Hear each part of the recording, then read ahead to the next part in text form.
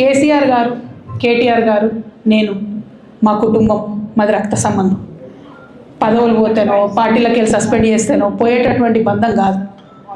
కానీ ఎవరైతే vested interest ఉన్న పార్టీలు ఉంటారో, పార్టీలో ఉండి కేవలం డబ్బు సంపాదించుకోవాలనేటటువంటి ఒక ఆలోచనతో, వ్యక్తిగత లబ్ధి పొందాలనేటటువంటి ఆలోచనతో ఉన్నటువంటి వ్యక్తులు, వాళ్ళకి కావాల్సింది ఏంది? మేము ముగ్గురం కలిసి ఉండొద్దు, మా కుటుంబం బాగుండొద్దు, మా కుటుంబం విచ్ఛిన్నమైతేనే వాళ్ళకి అధికారం వస్తుంది. దాంట్లో భాగంగా ఇవాళ మొదటి స్టెప్పు నన్ను బయటేసిరు పార్టీలకి.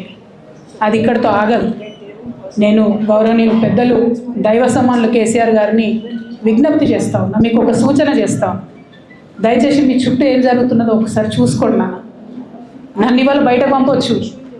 నేను మీలాగా స్ట్రేట్ ఫార్వర్డ్ ఉంటా, నిజాలు మాట్లాడతా. నేను ఉద్యమం నేపథ్యం నుండి వచ్చిన కాబట్టి నాగ్గా, ఉన్నది లేనట్టుగా, లేనిది ఉన్నట్టుగా, మోసం చేయాలని చెప్పో ఇంకోటి చేయాలని చెప్పో మాట్లాడను. స్ట్రేట్ ఫార్వర్డ్ ఇష్యూస్ మాట్లాడతా కాబట్టి నన్ను ఇలా బలి చేసి పర్వాలేదు. కానీ రేపటి నాడు ఇదే ప్రమాదం రామన్నకు కూడా పొంచుంది, రేపటి నాడు ఇదే ప్రమాదం మీకు కూడా పొంచుంది. అల్టిమేట్గా బీఆర్ఎస్ పార్టీని హస్తగతం చేసుకోవడానికి జరుగుతున్నటువంటి